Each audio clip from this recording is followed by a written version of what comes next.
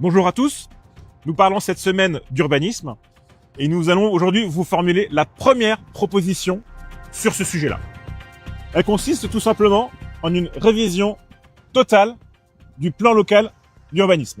Alors Christian, tu peux peut-être nous expliquer ce que c'est que le PLU, le plan local d'urbanisme? C'est un ensemble de lois, de décisions prises par le conseil municipal, par un commissaire enquêteur aussi, pour régulariser l'ensemble des constructions. Donc il faut imposer un certain nombre de normes pour qu'il y ait une certaine harmonisation dans les constructions, en particulier au niveau des constructions collectives. Donc on a le PLU, c'est un ensemble de normes, donc comme vous l'avez dit Christian, local, mais on a aussi d'autres documents structurants qui sont par exemple à hauteur de la CCPV, la communauté de communes, et c'est par exemple le SCOT, le schéma de cohésion et d'orientation territoriale. Ce SCOT, pour le PC Belleville, prévoyait notamment la construction de 420 logements entre 2015 et 2030, donc sur un horizon de 15 ans. On s'aperçoit aujourd'hui qu'on a largement dépassé déjà ce nombre de constructions, puisqu'on a plusieurs immeubles qui ont été construits sur le Plessis Belleville, et notamment certains, et c'est surtout ceux-là qui, à mon sens, posent problème, en cœur de ville. Notre volonté aujourd'hui, c'est de modifier ce PLU avec notamment 3 axes de travail. Par quoi est-ce qu'on peut commencer, Christian? Déjà, réduire au maximum la hauteur des habitations. Pas individuelles, mais collectives. Actuellement, dans le collectif, on tolère jusqu'à 9 mètres, voire 12 mètres au faîtage.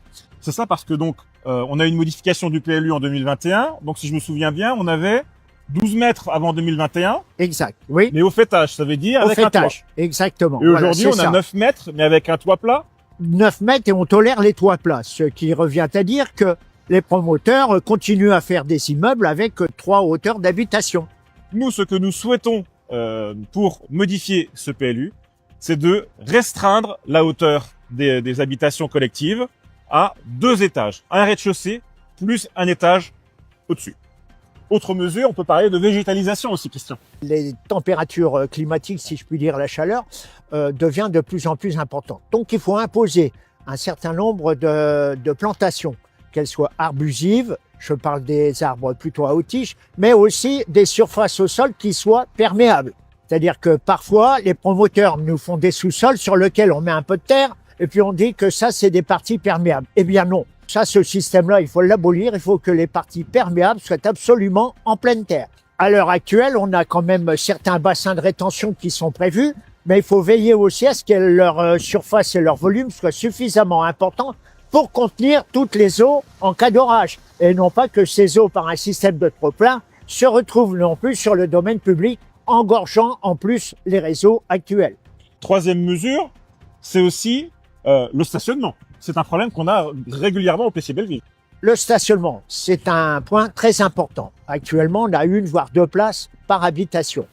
Il faut en imposer beaucoup plus, à savoir des emplacements réservés pour les visiteurs et aussi pour les entreprises.